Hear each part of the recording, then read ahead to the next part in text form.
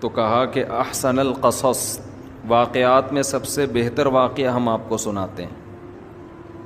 یہودی نبی صلی اللہ علیہ وسلم کے پاس آئے اور آپ سے پوچھا کہ اگر آپ سچے نبی ہیں تو آپ یہ بتائیں کہ بنی اسرائیل تو ارض شام میں ہوتے تھے، یہ مصر کیسے پہنچ گئے؟ کیونکہ مصر سے نکالا نا فرعون کا جو چل رہا تھا حضرت موسیٰ کے دور میں، وہ تو سارے بنی اسرائیل کہاں تھے؟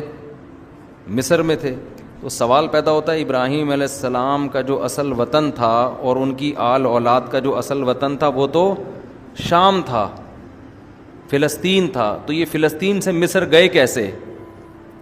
چونکہ یہود و نصارہ تو یہ واقعہ جانتے تھے، تو انہوں نے امتحان لیا کہ اگر یہ اللہ کے سچے نبی ہیں تو آپ بتائیں۔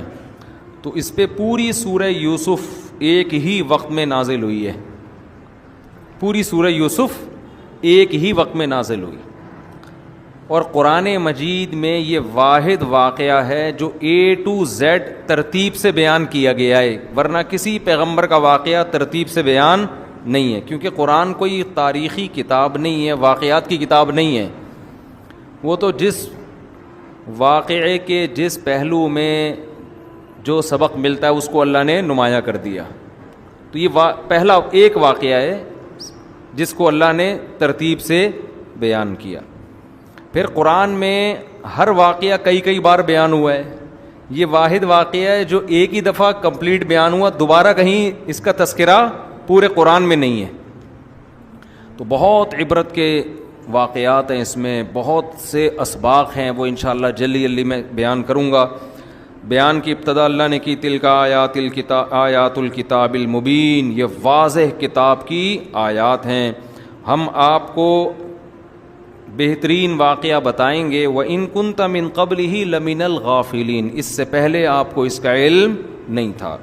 اِذْ قَالَ يُوسُفُ لِأَبِيهِ، یعقوب علیہ السلام پوتے تھے ابراہیم علیہ السلام کے، یا ابراہیم علیہ السلام کا بھی انتقال ہو چکا تھا، حضرت یعقوب کے والد اسحاق علیہ السلام کا بھی انتقال ہو چکا تھا۔